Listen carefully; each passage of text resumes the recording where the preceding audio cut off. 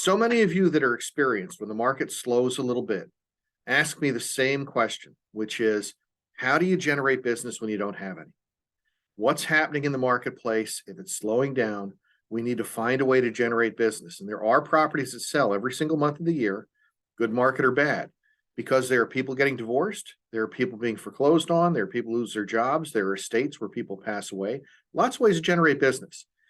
When I get desperate, when I start worrying about the fact that I don't have enough inventory, I don't have enough listings, I don't have enough pending sales, what I typically do is start reaching out to my past clients.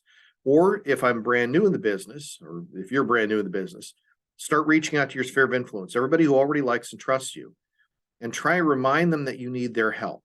And that's where business really comes from. That's your best source of business. Of course, you can go after expired listings and for sale by owners and all sorts of other stuff.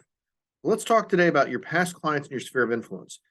By the way, those of you who are brand new in the business or relatively new, the reason we have that 10-week quick start guide is to give you assignments every single week for the first 10 weeks. Why do we do that? Because much of your business in the beginning is going to come from people who like and trust you. And you've got to show them that you're active and that you're actually in the real estate industry, and they will send you referrals. That's part of it. The other part is learning the business. And part of learning that business is going out and figuring out what something's worth. I'm going to show you some of that today. And part of that is being able to walk and talk like a real estate agent. So please follow through with those 10 weeks and do every assignment on every week, because it will help you to be successful. I'm going to share my screen for a second. I'm going to show you exactly what I'm talking about on reaching out to your past clients or your sphere of influence. So I've got the multi-list up at the moment. Let me move this around a little bit. And let's say that I'm brand new in the business. I have no business right now. I've got to figure out how in the world I'm going to start attracting people to think of me as the right person to utilize. And by the way, this comes directly from one of the top teams in the country, discussing it at a meeting this morning, what they do, and they have all of their team members do in the morning.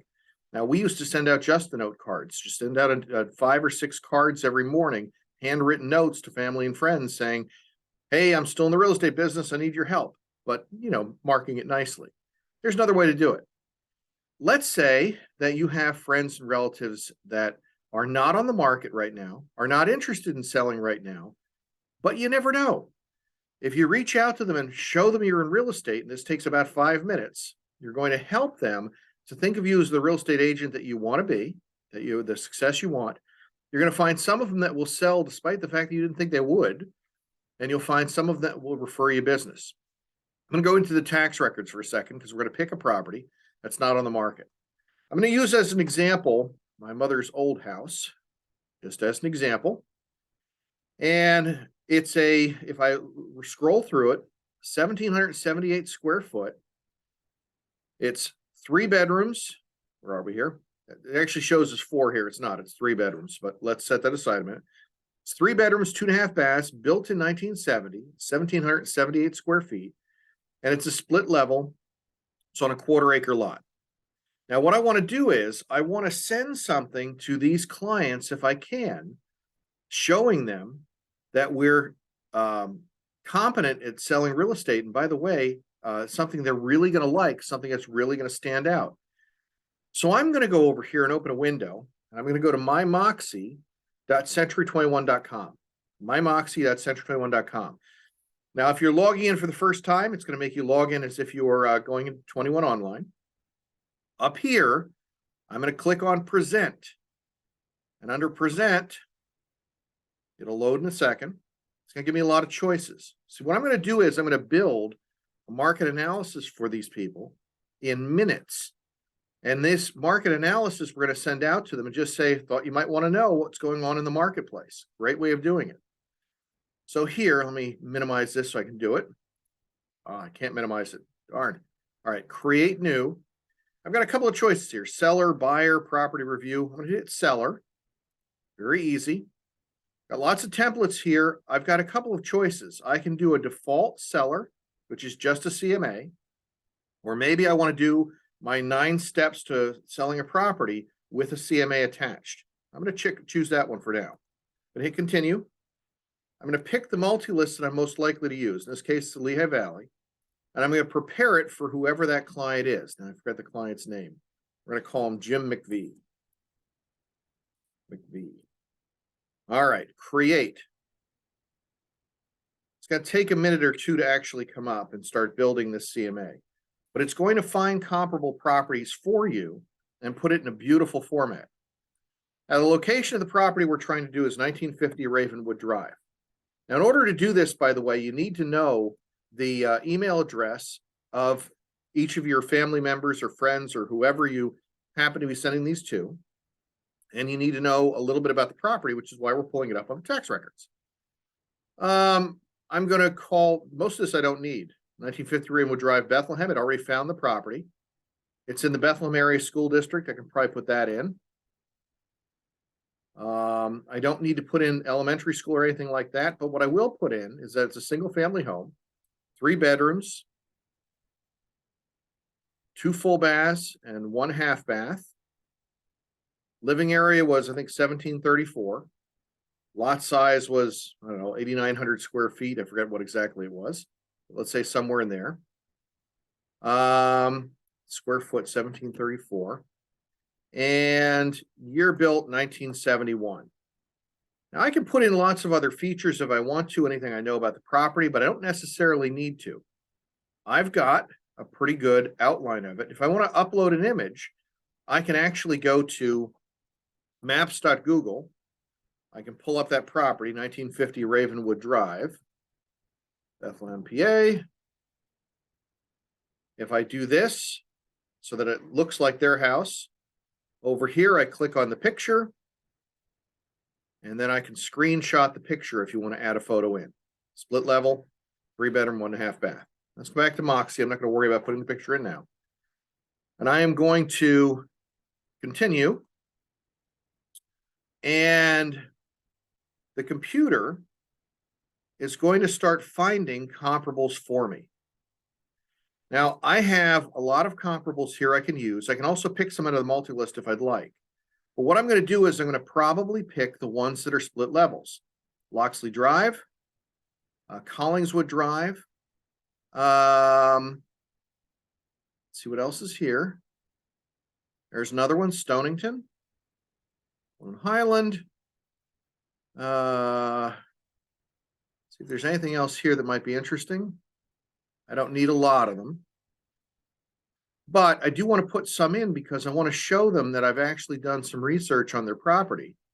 And this does it for me. Another one on Rudolph, another one on Stonewood. I've got quite a few. One more on Staten. All right, that looks good. May continue. And it's going to show me that we now have 4 comps. I thought I picked more than that, but 4 comps.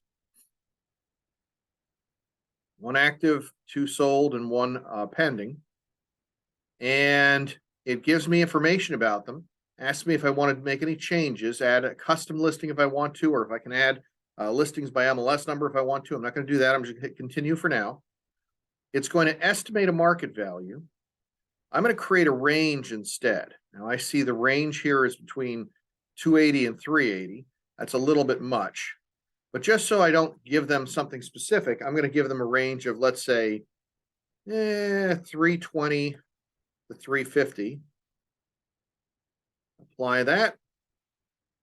And I'm going to continue one more time. And it's going to build my CMA.